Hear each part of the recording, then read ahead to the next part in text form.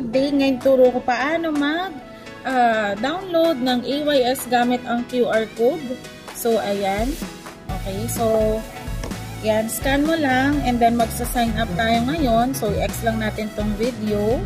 So, ayan, mag-register na tayo ngayon. Ayan, so kapag nakapag-sign up na tayo, click mo lang yung sign up.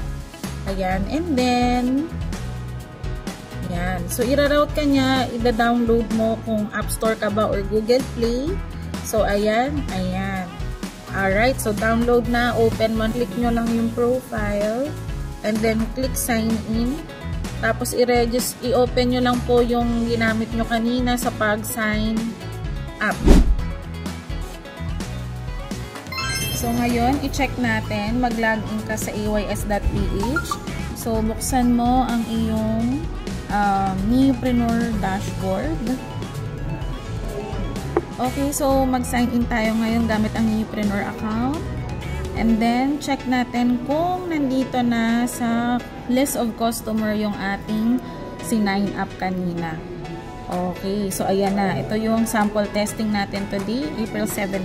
Alright, so pasok na ang customer. So, ganyan lang po kadali gamitin ng ating QR code.